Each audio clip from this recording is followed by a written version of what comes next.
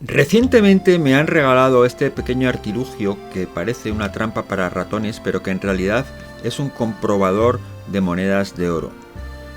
Esto me ha recordado que muchas veces me seguís preguntando cuál es la forma más rápida de comprobar si una moneda es auténticamente de oro y plata o es una moneda falsa de estas que vienen de China.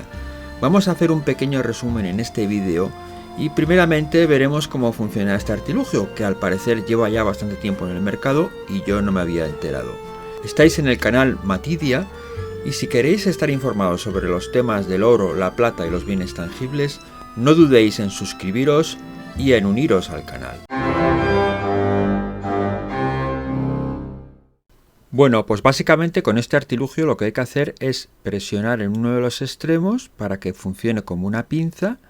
Luego en el otro, entre los dos palitos que tiene, sujetar la moneda y una vez que está agarrado por la pinza, pues soltar el martillito este que tiene aquí con este alambre y hacer que el martillito golpee la moneda y eso producirá un sonido que es lo que vamos a comparar.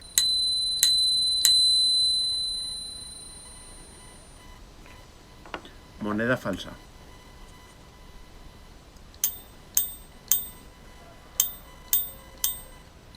Moneda verdadera.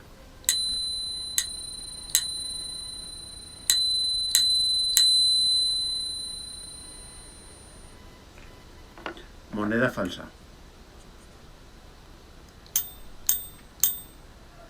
Bueno, como veis es un método muy sencillo, bastante efectivo para comprobar si una moneda es de oro, pero tiene que ser muy evidente la diferencia de sonidos.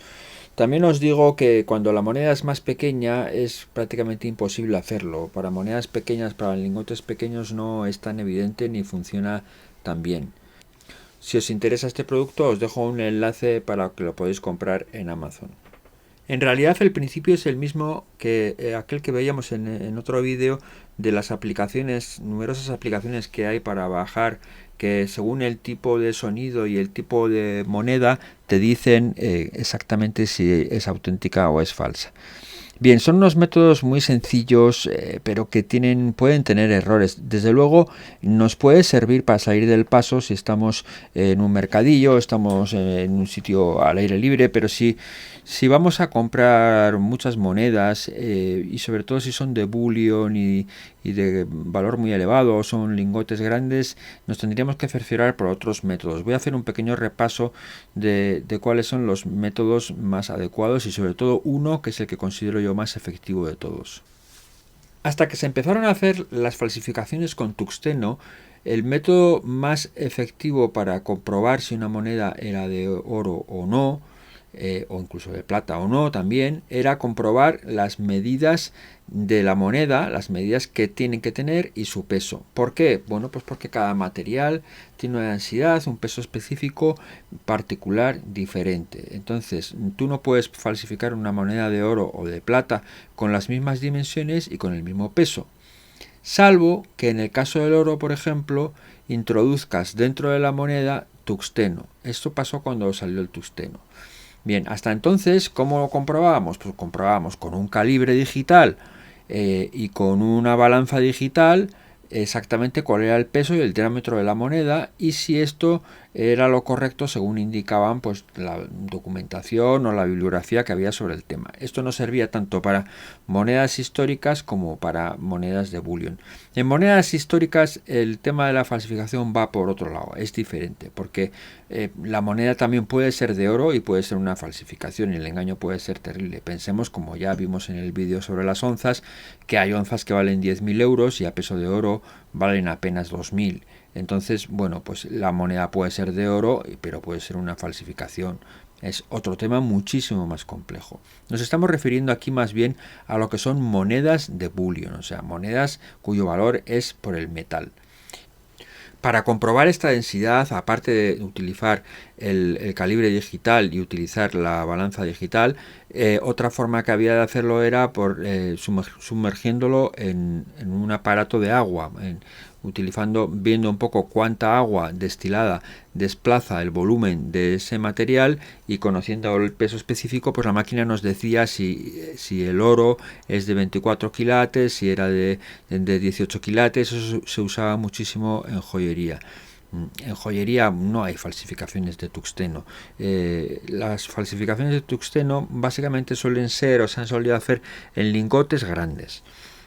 También en algunas monedas, pero es mucho más difícil que haya falsificaciones de tuxteno. Las falsificaciones de monedas, estas que vienen de China, suelen ser mucho más burdas. O sea, prácticamente con el peso y con lo que puede ser el calibre digital, podemos estar seguros de que estamos comprando algo correcto.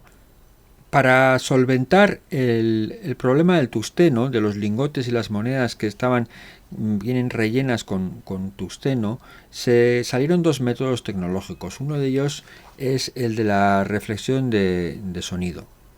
Se utiliza un aparato que lanza unas ondas sónicas contra el metal y mide exactamente lo que tarda, un poco como el sonar de los barcos, y mide un poco lo que tarda en volver la onda, ¿no? Y el mismo aparato tiene regulado dentro, tiene calibrado lo que tiene que tardar en función del espesor de la pieza y en función del metal o del material del que está compuesto. Entonces, si introducimos un alma de tuxteno, la reflexión del sonido va a ser diferente. Un problema que tiene el comprobador por sonido es que el sensor hay que ponerlo directamente sobre el metal.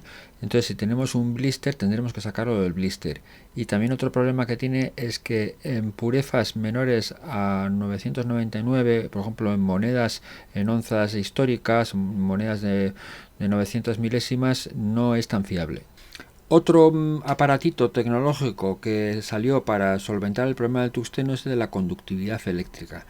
El de la conductividad eléctrica, que simplemente pues mide cómo atraviesa la electricidad el material, que va a ser diferente si tiene un alma de tuxteno, porque el tuxteno conduce la electricidad de manera diferente al oro, y entonces la suma de los dos va a ser diferente.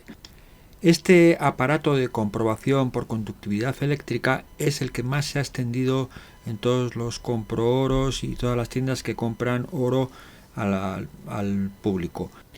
Este aparato funciona mejor cuando el oro es puro o la plata es pura, en cuyo caso es prácticamente infalible. En caso de que sean monedas o lingotes de menor pureza, ya al falsificador le estamos dando más margen a que cree aleaciones con, por ejemplo, cobre, que es muy conductor de la electricidad también, y que puedan llevar a error al aparato. Lo que pasa es que si le meten cobre, claro, el cobre tiene una densidad muy diferente a la que tiene el oro, y entonces tendrán que modificar el tamaño de los lingotes. Esto sucedió hace poco con unos lingotes de Perth de la refinería australiana, en los cuales lo que hacían era unos lingotes de mayor espesor que lo disimulaban con el blister. Entonces, claro, como tú para hacer el ensayo de conductividad eléctrica no tienes que sacarlo del blister, lo que ellos intentaban es colarlo metiéndole más grosor, que tú prácticamente no lo distinguías, y el detector de conductividad eléctrica pues le daba bien, y sin embargo pues eran más gordos que lo normal. Como veis, al final hay que hacer una combinación de métodos, hay que ser bastante astuto y sagaz para que no te la metan. Tanto el oro como la plata repelen a los imanes, eso ya lo sabéis. Entonces el tuxteno, sin embargo, atrae al imán. Por lo que si el lingote de la moneda tiene un alma de tuxteno, no repelerá al imán de la misma forma que si fuera de oro. Evidentemente también es una prueba importante. Lo que pasa que, claro, depende un poco del tuxteno que tenga y de la cantidad de oro. Bien, de todas formas, todas estas cosas del tuxteno, nos estamos refiriendo a casos en los que se han encontrado lingotes muy grandes de 12 kilos, en los que de repente tiene unas bolitas de tuxteno o un alma de tuxteno. No creo que sea habitual encontrarnos piezas muy bien falsificadas en lo que vamos a comprar nosotros. Yo creo que con los métodos tradicionales la falsificación que nos van a meter va a ser mucho más burda. Repito que todo esto es para las monedas de bullion. es que en monedas de numismática nos metemos, y sobre todo o en chatarra de plata y todas esas cosas, nos metemos en un mundo muchísimo más complicado, ¿eh? Hay que tener en cuenta que en numismática siempre vamos a pagar valor numismático, a no ser que sea chatarra de plata, incluso a veces. Y claro, pues aparte no estamos hablando de purezas, de metales puros, sino de aleaciones normalmente en numismática. La cosa es bastante diferente. Además de que en numismática no podemos alterar la pieza. A nadie se le ocurriría empezar a golpear la moneda para una onza de valor numismático para ver si es de oro. Aunque antiguamente, por ejemplo, los duros de plata sí que la gente, los tratantes de ganado y eso los tiraban al suelo para ver por el sonido a ver si eran de plata o no. Os voy a dejar unas referencias de esos aparatitos en la descripción, no para que los compréis, porque muchos de ellos son carísimos, son para profesionales, para que vayan a tener una tienda, lo que sea, pero bueno, para que veáis un poco cómo funcionan y a lo mejor, pues si algún día os hacen una prueba o para que veáis de qué va el tema. Bien, por último y para finalizar os voy a decir el método que yo considero infalible para comprar piezas con seguridad y ya sé que os vais a mosquear, pero es el verdadero. Tenéis que comprar las piezas de bullion, sobre todo al principio, a distribuidores y a gente que os pueda dar garantías. Es decir, os voy a poner el ejemplo, por ejemplo, de un medicamento. Tú cuando tienes un medicamento, por ejemplo, para el corazón, del cual depende tu salud, y como no lo tomes, pues te puede pasar una cosa grave, a nadie se le ocurre irse al mercadillo de su pueblo a comprarlo de segunda mano a un vendedor ambulante allí porque es la mitad de barato y porque va a conseguir... ¿Dónde lo compras? Pues primero exiges que te lo prescriba un facultativo, vas a comprarlo a una farmacia y lo compras de un laboratorio con prestigio, de una marca buena, porque te estás jugando algo muy importante.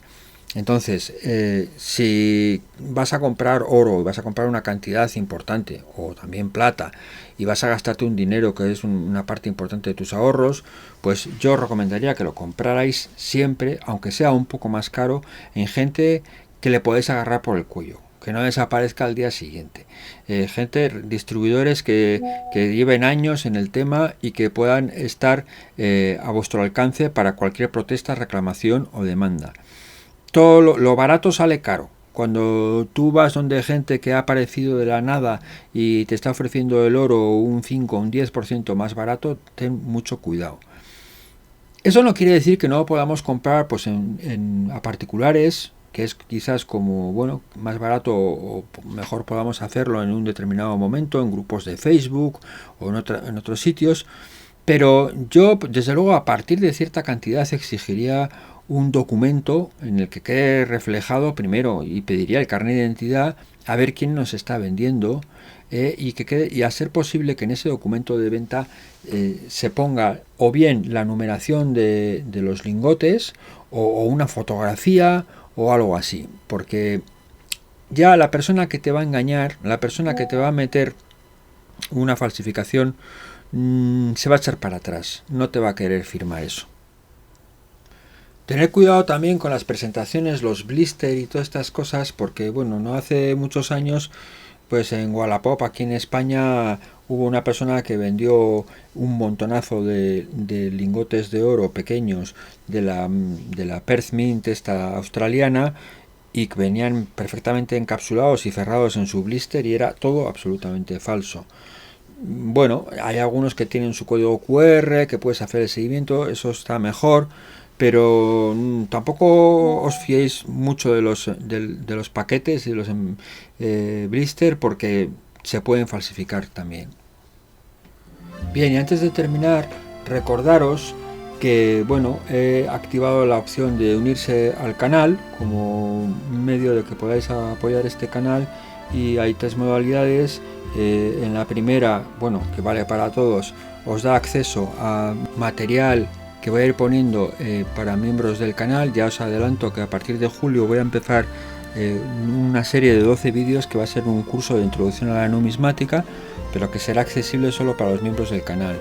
Los que se acojan a la segunda modalidad pues tendrán la opción de que yo les responda a una consulta concreta por al menos una vez al mes, y los que se acojan a la tercera modalidad pues podrán proponer vídeos, hombre, siempre dentro de un orden, no puedo hacer 500 vídeos al mes, que yo intentaré llevar a cabo si puedo, si está en mi mano. Bien, pues esto ha sido todo por hoy. Espero que sea de utilidad este vídeo, que he intentado que sea lo más corto posible, pero como de costumbre ya me he ido, y nos vemos en el próximo vídeo.